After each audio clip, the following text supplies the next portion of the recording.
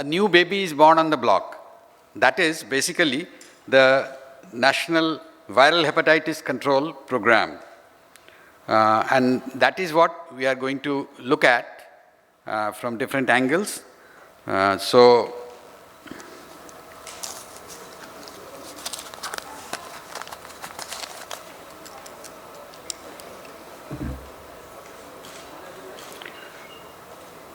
This is the basic background as to why the advent of this program.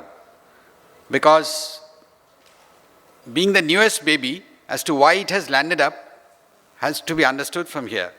That's people living with chronic hepatitis B globally, around 240 million. These are the WHO estimates. And living with chronic hepatitis C, 140 million. Though the program envisages all the viruses, A to E, but we understand that around 95% of the DALYs, disability adjusted life years, are accounted for by these two, hepatitis B and C. Nationally, what we have is around 40 million people living with chronic hepatitis B and 6 to 12 million with hep C. Those are the national estimates. And of course, what we need to realize is that prevalences are 9 times more than HIV, and mortality now is recognized to be next to only TB. So this is where we begin. And importantly, what we get to see is the paradoxical picture. That's 10% of people living with chronic hepatitis B are aware, and of those aware, 16% thus far we have been able to put on treatment. I mean, it's the overall picture, global scenario. 19% of people living with chronic hepatitis C happen to be aware of their status. That is, they have been tested and confirmed to be so. And only 30% of those have been put on treatment, in spite of now we have excellent, magical, short-term, pangenotypic, directly acting antivirals for hep C. So there lies the challenge. Again, it's evidence that dictates the mandate of programs. And as a public health program, we have this data. This is IHME, WHO, GBD data, where country estimates have been these. From 1990 to 2017 is the picture that we see, and it's clearly visible that there are downward trends for TB, HIV, malaria, but this is for India, this is Indian represent. Globally it's the same. But viral hepatitis, there is a rising trend. The trend projections are here for you to see. So that dictates the need and the mandate of the program. So response essentially would be both prevention and care support and treatment. So we have very effective management for hepatitis C at least now, and hepatitis B, of course, good drugs. Lifelong management is still the issue, where those who would be eligible for treatment for them, and prevention has to be strengthened as the bigger chunk of the pie. So prevention, and again management also, priorities have been identified by this program. So essentially, and you know, this is the early stages of the program. The program was launched in 2018 and effectively has commenced functioning from 2019 nationally, and in our state, it has been ahead of many others.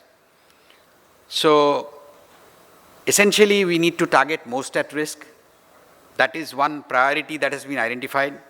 And in the early phases of the program, we understand that a lot of things would have to be crafted as we go along, and that's what we have been trying to do.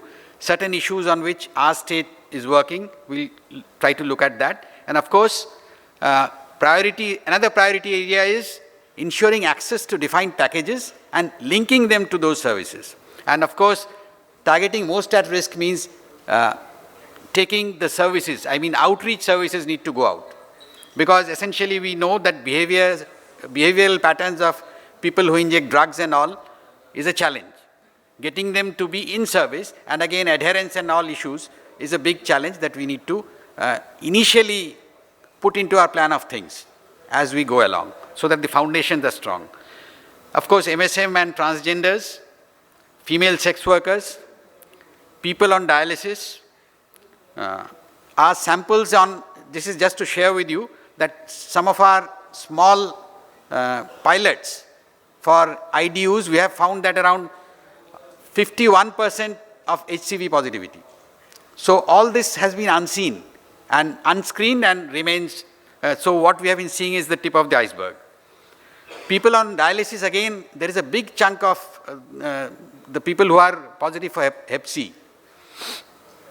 People in closed settings, that we'll have to work out now. I mean, prison settings, homes and all that. And of course, people on multiple transfusions. So we are working on that, and targeted interventions aimed at harm reduction, behavior change, communication and counseling services happens to be key areas to which we are looking at. And of course, we have an advantage of a huge army of say around 600 to 700 counselors across various services. Many of you would be aware of them, including say family planning services, adolescent health services and the like.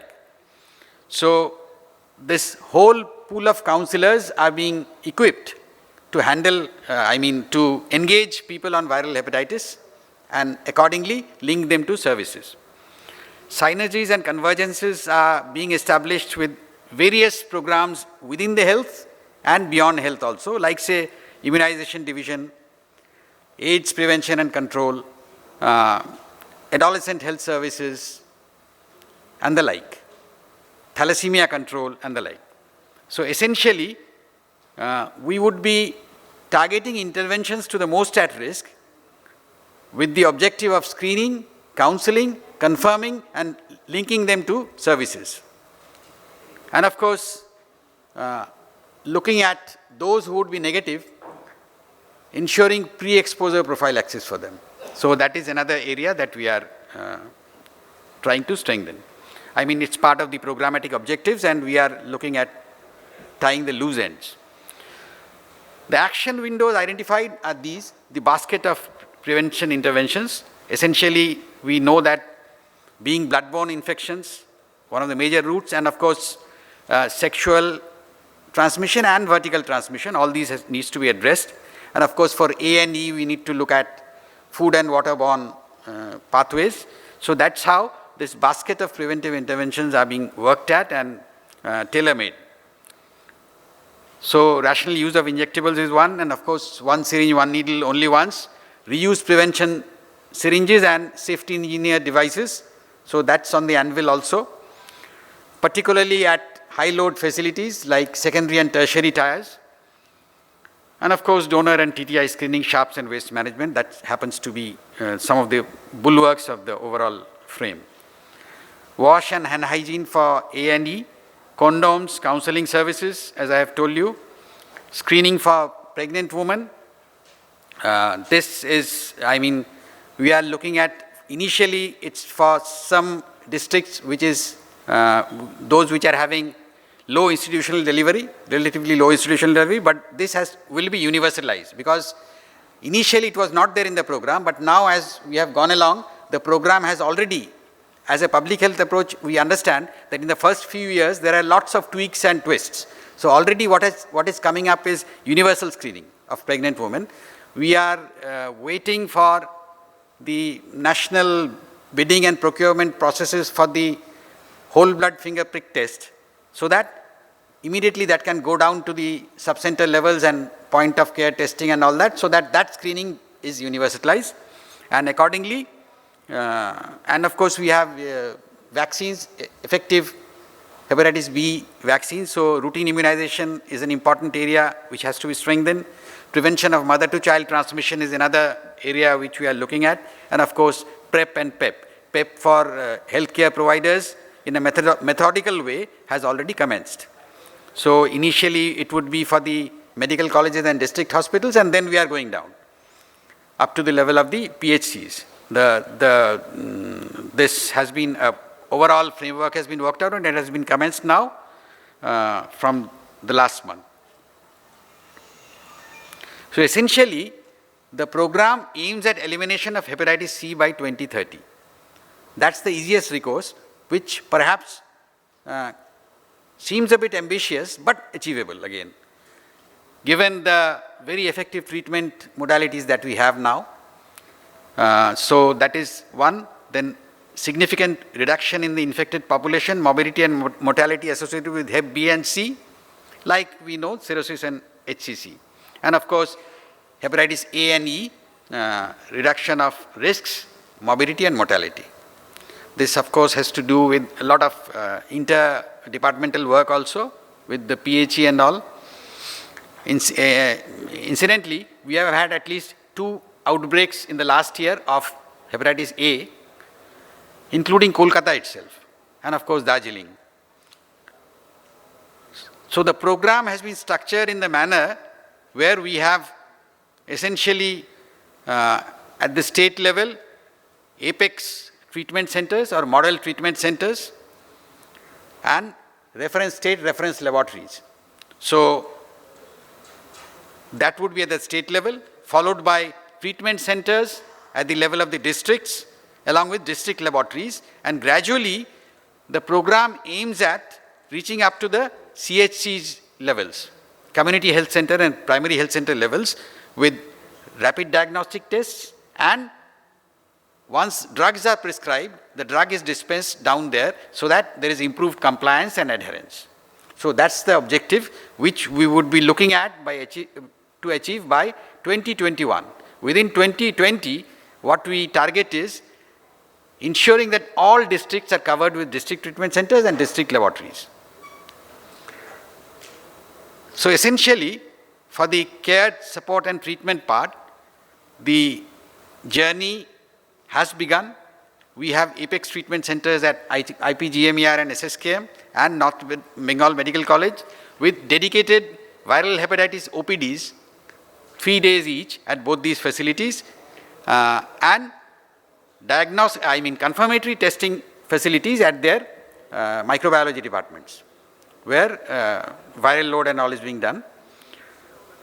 District treatment centers follow. By next month, we would be having 5 more. One of them would be a School of Tropical Medicine, keeping in mind the need and its rich heritage of attracting at-risk populations. And therefore, we also need to address at-risk populations early. So that's one of the thought that has gone into factoring this as one. Others would be across South and North Bengal. So as for the treatment, Hep C with directly acting antivirals is on in our state since end of July.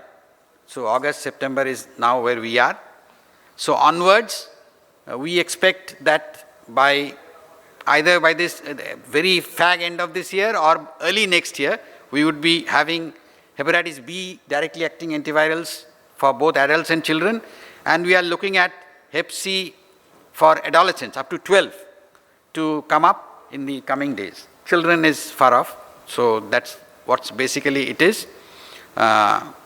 So for the new baby in the block, baby steps are taken.